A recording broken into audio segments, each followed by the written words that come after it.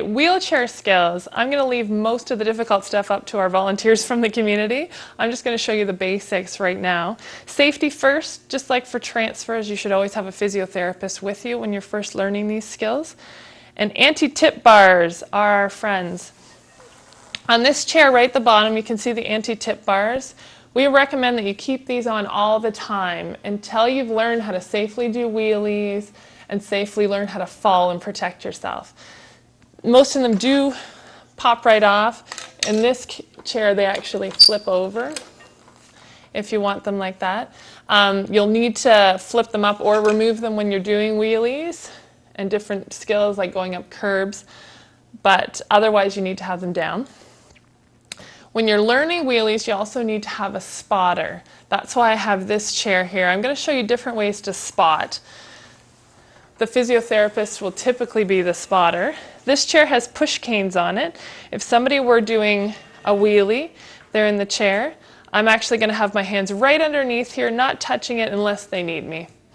So if they start to fall back, I just catch them. Otherwise, I'm just guarding here. All right, here's a different kind of chair. There's no push canes on this one. Therefore, there's not a good spot to grab onto when you're spotting. We have a nice safety strap here at Shadoke that we often use. We attach it to a nice sturdy part of the rigid frame of the chair. That way, loop your hand through, grab on it in a nice comfortable spot. If a person's doing a wheelie, then I can stop them just by catching them on here. People are nervous about this. I always keep a leg behind. We've never had a problem. It works quite well. Now, before we got our handy dandy safety strap, we use canvas straps that are more readily available. Here there's just two thick canvas straps attached together. Again, attach it to the sturdy part of the frame so it's not going to fall off. Wrap your wrist into it and you're right ready to block someone. You want to be able to stand up so you're protecting your back while you're spotting and you're not going to let that person fall. There's one other way to spot.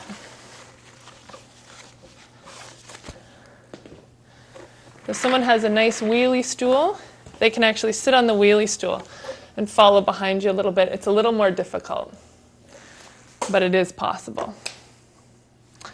Now I'm going to demonstrate the wheelie. A lot of people think wheelies are for daredevils, but they're actually very, very practical. They help you go over rough terrain. They help you go down really steep ramps or slopes. They help you pop up over curbs. They help you when you're on stairs, even if someone's helping you. So they are very, very useful. They even help you go over little door frames if you just need to pop a little wheelie to get your front wheels over. So you really need to learn how to do a wheelie if you can.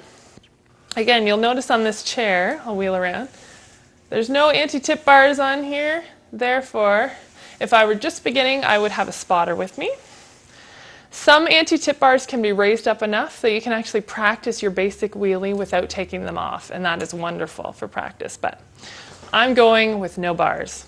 All right, to do a wheelie, I'll turn to the side a bit. You would need to place your hands further back on the rim and just do a quick pull forward on the wheels. Up you go. Then once you're up here, you need to just move your hands on the center of the rims, back and forth a little bit till you find your balance point. It's very important when you're up here, try to keep your back leaning into the backrest, shoulders relaxed. You shouldn't have white knuckles, but when you're first learning, you will have white knuckles. It's what happens. You'll see other people that are up here, they're drinking stuff, they're waving, they can do no-handed wheelies. I'm going to suggest you keep both hands on the wheels when you're first beginning. Some people have developed very bad habits where they believe they should wheel backwards before they go up into a wheelie. We strongly discourage this behavior because if you're trying to go up over a curve, it makes no sense to wheel forward, stop where you are, go backwards, and pop back up. You've lost all the momentum that you just gained. Therefore, you should be able to wheel a little bit forward and pop up in a wheelie as you're going. Okay? I know I said when you're finding your balance point, you should be leaning back in your backrest, which is true. But if you need to do a really big wheelie, you obviously need to lean more forward. If you want to do just a little one, then you need to lean a little more back. The other very important wheelchair skill that you need to learn is how to be prepared to fall, how to prevent yourself from getting injured.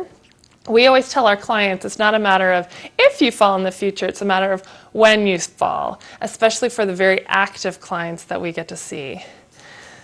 So, if you are in a wheelie and you feel like you're losing control and you're going too far back, you need to learn how to pull your tires backwards to try to flip yourself so you're back upright. That's the first step. The second step is learning that often you can't save it and you're going to go back and hit your head if you're not careful. So you have to learn two things. You have to learn to tuck your head as far as you can. That'll allow the back of your wheelchair to take the hit, not your head. The second thing that a lot of people don't think about is your knees. If you don't have control of your legs and you fall backwards, your knees are going to come up and hit you right in the teeth. We do not want that to happen. So you got to remember to tuck your head first. Then if you have time, I recommend if you have good hand grip, grab onto the seat between your knees. Then your knees tend to flop to the side away from your face when you fall down.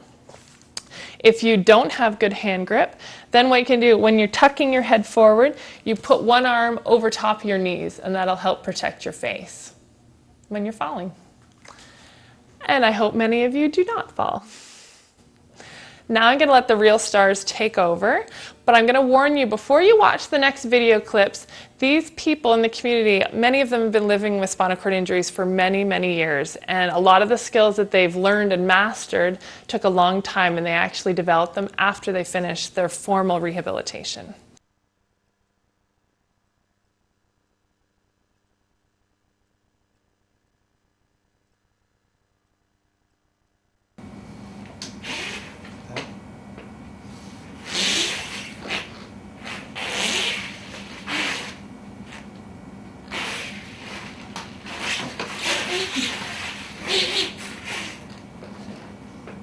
Can you do a deep wheelie?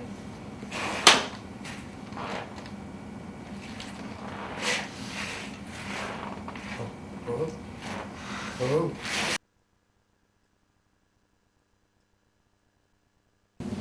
Yeah, if I just had to get over a door frame, I could just give myself just like that. Perfect. Perfect.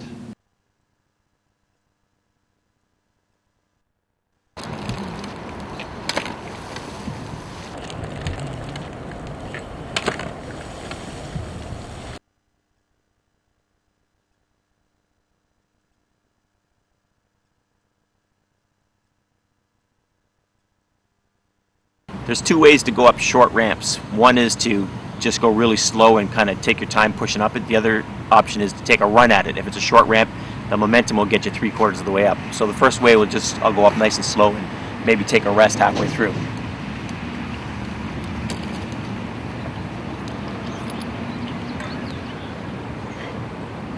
So if I get tired, I can pull sideways and rest, get to my breath, get the lactic acid out of my muscles, then turn around and go the rest of the way.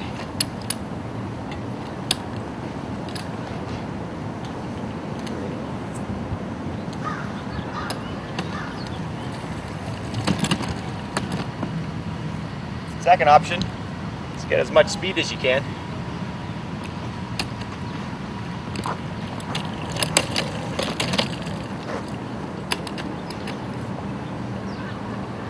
Coming down a ramp, if it's a steep ramp, I don't have enough finger grip to grip the rim, so I use my forearms. So if it's a really steep decline, I'll put on a long sleeve. So I'll even have a sweatshirt with me if I'm wheeling around, even if it's in the middle of summer, because going down something steep, I don't have enough control. And either I gotta get someone to help me, or I gotta go zigzagging, or I use my sleeve. So here I'll just, because it's so short, I can use my wrist and I'm not gonna wreck my skin.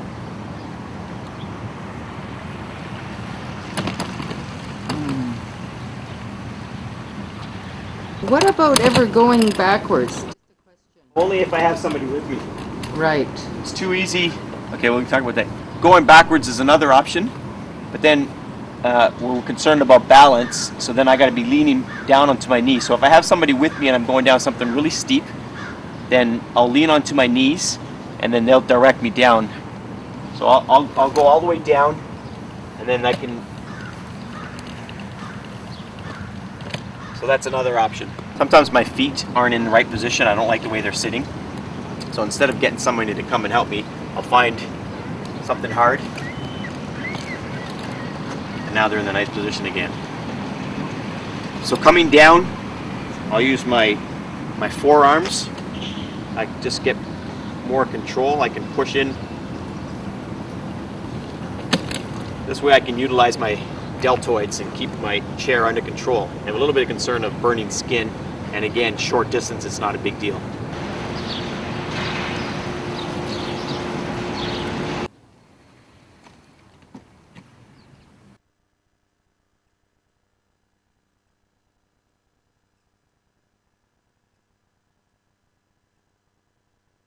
Okay, we're going to show you Ken doing a curb in real time. He does a beautiful job, but it's very fast. So we're going to slow it down for you. Now Ken's looking for the edge of the curb to disappear under his toes. As soon as it does, he does a little wheelie, gets those front casters up, and then he has to lean forward quickly to get those casters back down on the firm surface so that he doesn't tip backwards. And he keeps wheeling forward. Now to get off the curb, he does a little wheelie just to keep those casters up, leans a little bit forward, bounces down, and he's done.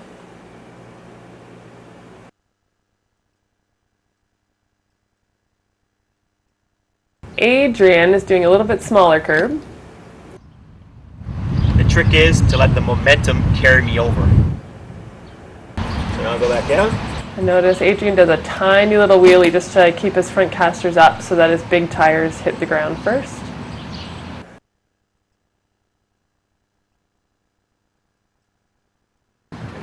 Dave, once again, doing a very fast curb. We're going to show you from a different angle. So lifts up, leans forward, pushes up, and a wheelie to get off. Now this next curve that Dave's going to do is actually a very complicated curve that many people can't do. He actually lifts his front casters up and wheels up without ever putting the front casters down.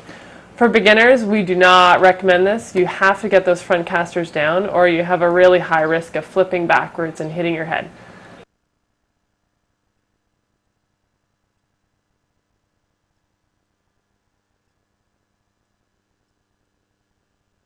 So the most important part about doing this is explaining very clearly to them what I want done. This is my chair, I'm in control, but they're my hands, so it's really important that we stay really clear on what's going on. So Michelle, I'm going to get you to come behind, and when I say the word, you're going to grab onto this bar back here, and some people like to just use one arm on the bar and then one hand holding on for stability. And then Diana at the front is going to grab as low as she can on my frame. So when they're set, and they tell me they're okay, you guys set? I'm set. Okay, we're going to tip me into a wheelie, and we're going to find the balance point. So it's the point where they're both taking no weight at all. And then on 3, they're going to lift one step and then rest on the first step. So 1, 2, 3, and then lift. Okay, and so we get comfortable with, and again, it's balanced, so they're not really doing much but holding here. So then on 3 again, 1, 2, 3. And Michelle is so strong, as you can tell, the whole chair lifts up, which is okay too. So 1, 2, 3. And then again, 1, 2, 3. 1, 2, 3. So the trick is to find the right balance point so that equal of them are sharing the weight, and then so really it's not a lot of work. Although it's easy for me to say, I think it's true, right? Not much work. Now coming back down, we'll do the exact same thing. And it's very important that the person in the back directs the speed. The person who's in the front usually has the tendency to walk faster, and the person in the back is going, whoa, slow down, slow down. And the person in the middle is going, no! So we don't want that. So again, we'll line up. They'll each grab their spots. Are you guys ready in the back? Okay, we'll tilt me a little bit. Okay, and then one step at a time. And as they're going down, I'm holding onto my wheel to slow things down as well. So we're in a nice position, very smooth. Not quite as smooth as my wife does it, but pretty smooth. There we go. Thank you, ladies. Thank you. Always thank your helpers. Thank you, ladies. Thank you.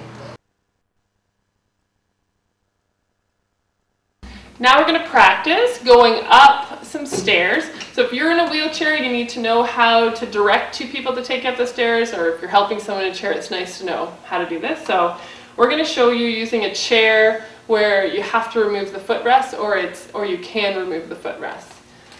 First thing you do is take off the anti-tip bars, because you need to put the chair in a wheelie.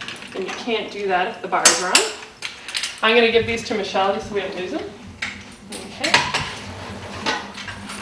Now, the next thing we need to do is remove the footrests. And the reason for that is when the person in front is helping lift the chair or wheel it up the stairs, you want to hang on to a very solid part of the chair. If you hang on to the footrest, they could pop off and you can lose control of the chair. Or if you hang on to the armrest, they can pop up, lose control of the chair. So you need to hang on to a solid part of the chair, and with the leg rests in the way, especially if they're bigger leg rests, you have very bad body mechanics. So if I was trying to lift Michelle from the front, I'm stuck out here, whereas if I remove the footrest, you'll see I can get right in tight. So let's take these off. Okay. All right, now I just happen to have a volunteer standing here waiting to help us. So I can have Marg step in. With a chair with good solid push canes on the back, they're nice and high, so it helps protect the back of the person higher up the stairs, so you always hang out of the push canes if they're good and solid. The person in the front has to hang on to this solid part of the chair, so any part of the chair that's not going to pop off, basically. You have to put the wheelchair in a wheelie, so if Michelle could do a wheelie, she could put herself in, or Mark and I can do it for her, so let's all just do it together. So you want her in a wheelie. And we're going to wheel the chair up the stairs, nice and slow. Michelle's going to help by wheeling backwards. It helps a lot. On the count of 3, we're all going to do it together. Are you guys ready? Yes. Okay. 1, 2, 3, up. Perfect. 1, 2, 3, up. 1, 2, 3, up. 1, 2, 3, up. 1, 2, 3, up. And there she is. So she's arrived nice and safely. Was it pretty hard? No. Not too bad. It's not the easiest thing to do, but it's definitely doable, especially if it's not a huge flight of stairs. And to go back down, it's the exact same technique, but in reverse. We still face forward. We pop her into a wheelie. You get right to the edge. A little scary the first time, but once you get going, it's a lot easier than going up. We're going to go right to the edge. This time, instead of Michelle helping us wheel down, which will send things out of control, she's just going to control the speed so Marg and I don't get carried away. And this time, if it's okay with you, Marg, I'm going to have you count. Just say 1, 2, 3 down, and we'll go down. Because as the person in the front, when it's really easy, we sometimes get out of control. Okay. 1, 2, 3 down. 1, 2, 3 down. 1, 2, 3 down. 1, 2, 3 down. 1, 2, 3 down. Perfect. Safe and sound. Once you practice this a few times, you don't have to go that slow. Obviously, you can go quicker. You don't have to count to 3 every time. But when you're starting, you should always be talking to each other, all 3 people involved, and you should be counting so that you know when you should be going up and down, just to avoid injury.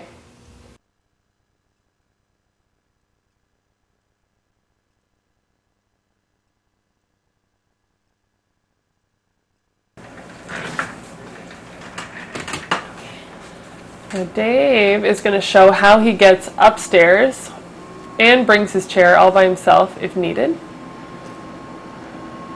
Keep in mind, Dave typically wears 2 pairs of pants, so he often wears track pants underneath his pants to help protect his skin a little bit, because once again, Dave does a lot of transfers that people don't do in their everyday lives. So notice he lifts his feet up to the stair that he's sitting on to give him a better lift, and then lifts up to the next step. And he brings his wheelchair up behind him. Being careful it doesn't roll away.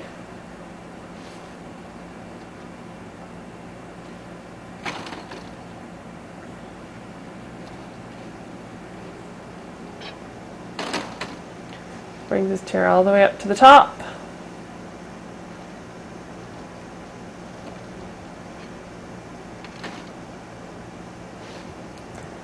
We definitely don't recommend this transfer to be done on a regular basis, but in emergencies, and if you have to get up some stairs by yourself, it can be done. Does big lift with the help of the railing up into his chair. Now getting down, he does it a much easier way, which we often teach people, especially if you need to get downstairs to get out of your house in case of emergency. You lean forward, go down backwards without wheelie bars on. The odd chair will hit the footrest, but Dave's chair does it beautifully.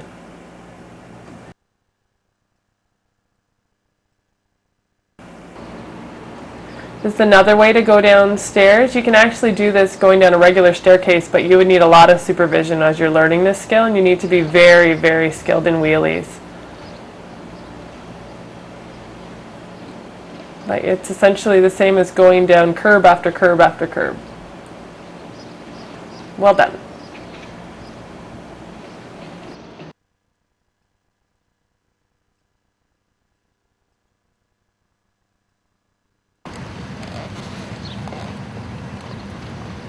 And then every time I'm going up or down, I'm shifting in different positions and not the ideal position. So when I'm done, I'll just do a little lift.